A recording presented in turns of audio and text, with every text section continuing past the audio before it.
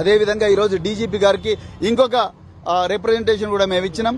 మా social media activist, BRS social media activist Nallabalu alias Sasidhar Goud ఎవరైతే ఉన్నారో ఆయన మీద 3 అక్రమ కేసులు పెడితే గౌరవ హైకోర్టు తెలంగాణ 3 అక్రమ కేసులను కొట్టేసి పోలీసులు సోషల్ మీడియా యాక్టివిస్టుల మీద అక్రమ కేసులు పెట్టకూడదు అని చెప్పి మార్గదర్శకాలు ఇచ్చింది.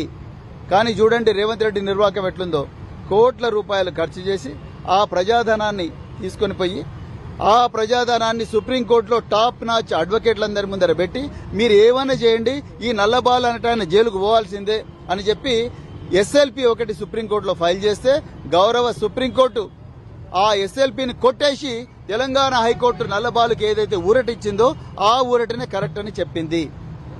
చెంప చెల్లు అనిపించింది గౌరవ సుప్రీంకోర్టు మరి తెలంగాణ ప్రభుత్వానికి. అదేవిధంగా గౌరవ హైకోర్టు తెలంగాణ నల్లబాలు కేసు విషయంలో గొప్ప మార్గదర్శకాలు ఇచ్చింది. పోలీసు వాళ్ళు ఏ విధంగా కూడా సోషల్ మీడియా యాక్టివిస్టులను అక్రమంగా వేధించకూడదు. రాజ్యాంగం ఇచ్చిన 19వ అధికరణం క్లాజ్ 1 ప్రకారం ఇది ఫ్రీడమ్ ఆఫ్ స్పీచ్ కిందికి వస్తుంది అని చెప్పి మరి గౌరవ హైకోర్టు చెప్పింది. ఒక్కసారి విషయం ఏంటంటే పక్కనుండే కర్ణాటక గవర్నమెంట్ ఏమో తెలంగాణ హైకోర్టు ఆర్డర్లను బేస్గా చేసుకుని మార్గదర్శకాలు ఇచ్చింది. ఇప్పటి వరకు తెలంగాణ ప్రభుత్వం ఒక్క మార్గదర్శకం కూడా ఇవ్వలేదు, పోలీస్ శాఖ మార్గదర్శకం ఇవ్వలేదు.